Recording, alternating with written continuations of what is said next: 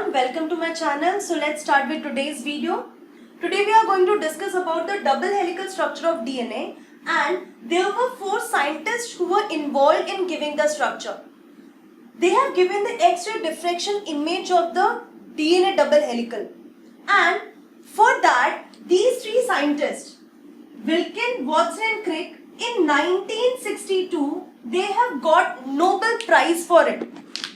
But Rosalind Franklin, she was dead till that time. She was just 38 years old. इसीलिए she was not involved in that category of Nobel Prize.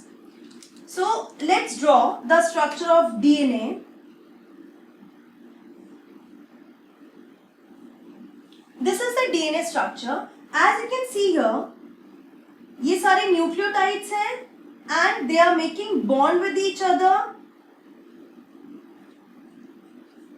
तो आपको structure देख के ही पता चलेगा that the diameter of the DNA remains same throughout the length.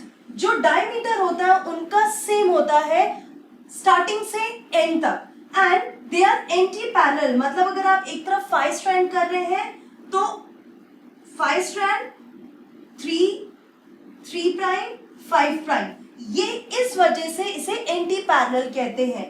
मैं अभी आपको थोड़ी देर में बताऊंगी जो 5 प्राइम 3 प्राइम मैंने लिखा है, मैंने वो किस बेसिस पे लिखा है. So one thing you have understood from the structure is that their diameter is same. Why same? What is the reason behind that? Let's discuss that. First of all, I am making the diagram of nucleotide. जो मैंने आपको last video में भी बताया था that this is the pentose sugar, and pentose sugar से first carbon पर जो नाइट्रोजनस बेस कनेक्टेड होता है. So let me draw this nitrogenous base. This is single ring structure, means pyrimidine है, एंड पायरामिडिन में यहाँ पे नाइट्रोजन एंड हाइड्रोजन होता है. फिर पेंटोज शुगर में here you will see OH group is present. Now when these two will make a bond, चलो मैं इसको T बोलते हैं, थाइमिन.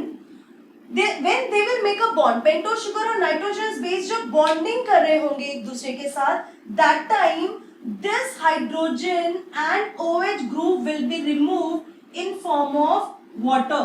वाटर के फॉर्म में रिमूव हो जाएगा, and there will be a bond between nitrogen and the carbon of the pentose sugar, and this bond is beta N glycosidic bond. Glyco क्योंकि शुगर से कनेक्टेड है and nitrogen से connect हो रहा है नाइट्रोजनस बेस के, इसलिए हम इसको एन ग्लाइकोसाइडिक बॉन्ड बोलेंगे. Next is the bonding of third component, that is phosphate. जो फिफ्थ कार्बन है, फिफ्थ कार्बन पे क्या होता है? CH2OH, एंड किस तरीके से फिफ्थ कार्बन पे फोस्फेट कनेक्टेड है, let me draw that. You know the formula of phosphate is H3PO4. ये फॉर्मूला है. अब उसको पहले ड्रॉ करेंगे. This is the phosphate.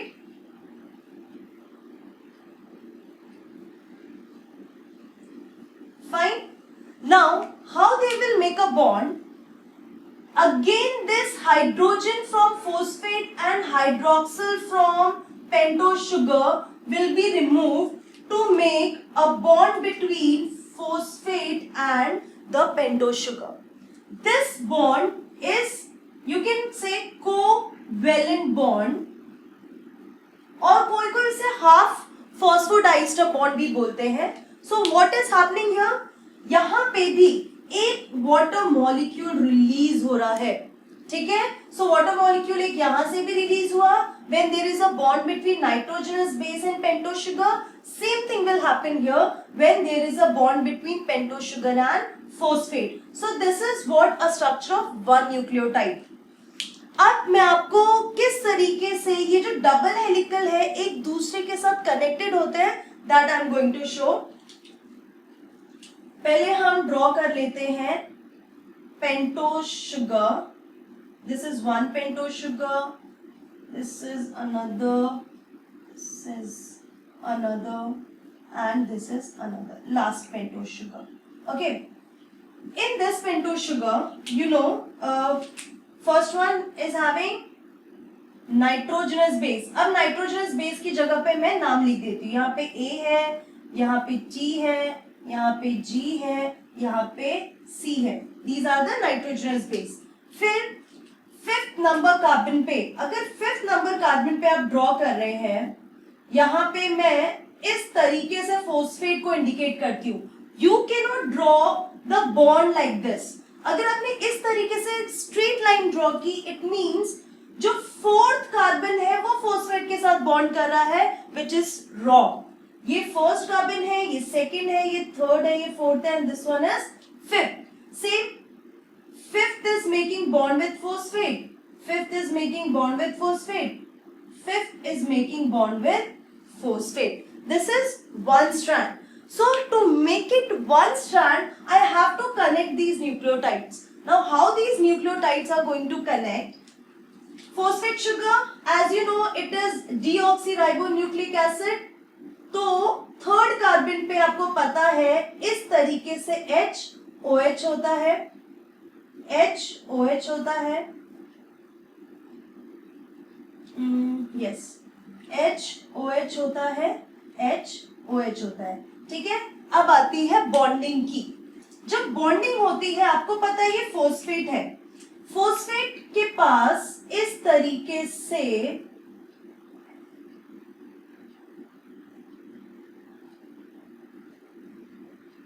OH group present होता है. ठीक है,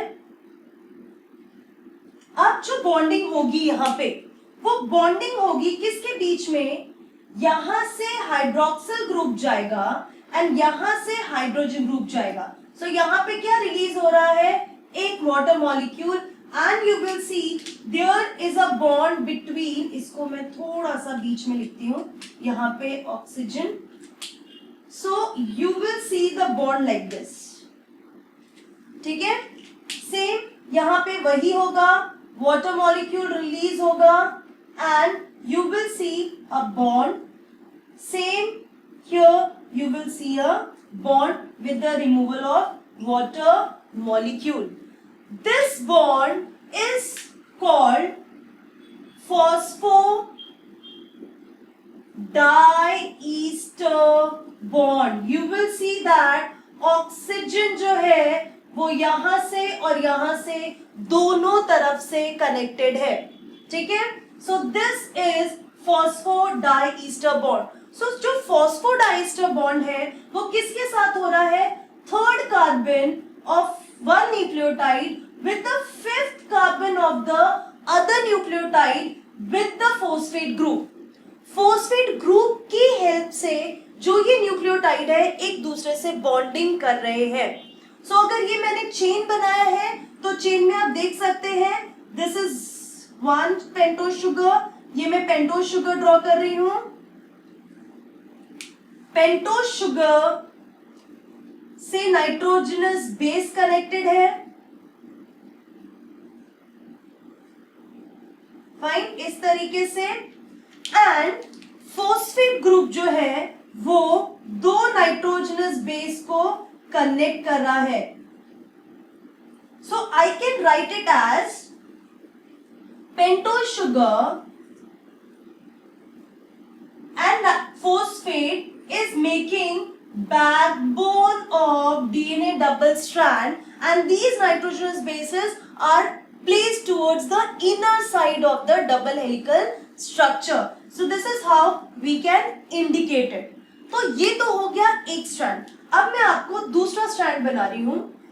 अगर आप दूसरा स्ट्रैंड देखेंगे और अगर मैं दूसरा स्ट्रैंड कुछ इस तरीके से ड्रॉ करती हूँ, suppose this is one nucleotide, this is first carbon and this is the nitrogenous base, suppose T. तो अब यहाँ ऑब्जर्व कीजिए कि हमको दो स्ट्रैंड्स के बीच में जो बॉन्डिंग होती है वो बिकॉज ऑफ नाइट्रोजनस बेस ही होती है.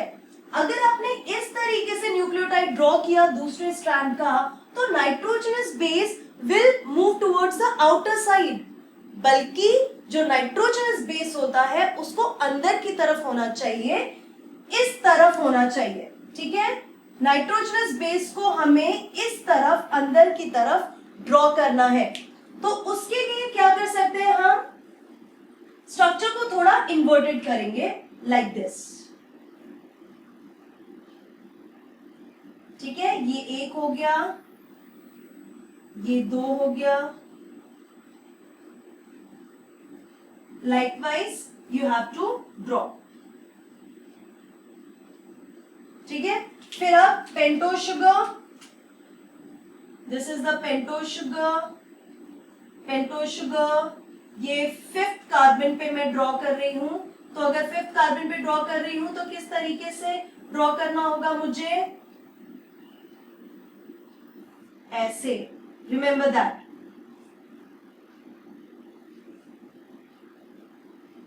So this dot is the carbon number 5. Okay? अब नाइट्रोजनस बेस की बारी। नाइट्रोजनस बेस जो यहाँ पे होगा, that nitrogenous base will be T।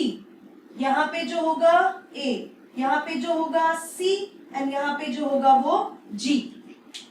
You know very well that T is a purine and purine bonds with pyrimidine with 2 hydrogen bond। A और T के बीच में हमेशा 2 हाइड्रोजन बॉन्ड होता है, एंड G एंड C के बीच में जो है वो 3 हाइड्रोजन बॉन्ड होता है।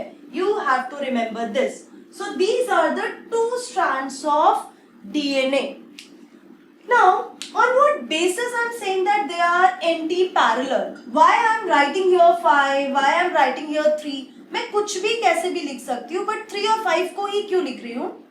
So see here, in this case, first strand के केस में जो 5 प्राइम है वो फ्री है, मतलब कि वो आगे किसी और न्यूक्लियोटाइड से कनेक्टेड या बॉन्डेड नहीं है। So this is 5 prime end. Here in this case you see जो 3 प्राइम एंड है वो फ्री है, यहाँ पे वो आगे किसी और न्यूक्लियोटाइड के साथ बॉन्डिंग नहीं कर रहा। सो 5 prime and is free and 3 prime and is free. तो 3 प्राइम पेंटोज शुगर के 3rd कार्बन की बात बोल रहा है, 5 प्राइम पेंटोज शुगर के 5th कार्बन की बात कर रहा है। अब यहाँ पे आप देखें, सॉरी बट मैंने बॉन्ड नहीं बनाया, सो सी बॉन्डिंग इज लाइक दिस, ठीक है, बॉन्डिंग हो गई। अब यहाँ पे भी आप देख सकते हैं, this is the carbon 3rd and this is the carbon 5th। तो इस स्ट्रैंड में यहाँ पे 5th कार्बन फ्री है और यहाँ पे 3rd कार्बन फ्री है और यहाँ पे 5th कार्बन फ्री है। सो see here, यहाँ पे 3 and यहाँ पे 5th. That is why we call it as anti-parallel. Now, my next question was, I asked you that in the first contest, that why the diameter is same. हम जब diameter की बात करते हैं, आप देख सकते हो थ्रू आउट डायमीटर सेम है। तो जब हम डायमीटर की बात करते हैं तो आपको मैंने एक चीज बताई कि प्यूरिन पायरामिडिन के साथ बॉन्डिंग करता है। तो सपोज यहाँ पे डबल रिंग है और वो डबल रिंग के साथ बॉन्डिंग कर रहा है, ठीक है। यहाँ पे सिंगल रिंग है और वो सिंगल रिंग के साथ बॉन्डिंग करता है। यहाँ पे डबल रिंग है और वो सिंगल रिंग के साथ बॉन्डिंग कर रहा है, ठीक है। सो अगर ये कंडीशन है तो यहाँ पे टोटल कितने रिंग्स हो गए? 4। यहाँ पे टोटल 2 और यहाँ पे टोटल 3 रिंग्स हो गए। अगर ऐसा रिंग है तो क्या आपको लगता है कि बीच वाले पार्ट में अगर इस तरीके से अनइक्वल सर्कल्स होंगे तो क्या डायमीटर कांस्टेंट रहेगा? नहीं रह सकता। So that is why in this case whenever there is bonding between nitrogenous base, the total these total cycles, these total rings should be 3 rings. कैसे? आप या फिर एक नाइट्रोजनस बेस के 2 रिंग एंड एक का 1 रिंग, ठीक है। या फिर अगर इसका 1 रिंग है तो इसके 2 रिंग होने चाहिए। सो इस वजह से टोटल 3 रिंग्स हो रहे हैं यहाँ पे। इस वजह से जो डायमीटर होता है through out the double helical structure, it remains constant and the total number of ring is 3 rings. उसके बाद ये भी आपको पता है A डबल बॉन्ड, ये जो बॉन्डिंग होती है ये हाइड्रोजन बॉन्ड है, एंड G हमेशा ट्रिपल हाइड्रोजन बॉन्ड बनाता है. So this is all about double helical structure of DNA. So this is all about today's lecture. See you in the next video. Till then, take care, keep learning, be safe, and goodbye. And yes, before that, I just want to tell you that in next video, I'm going to cover the salient feature of DNA plus the Chargaff's rule. So goodbye.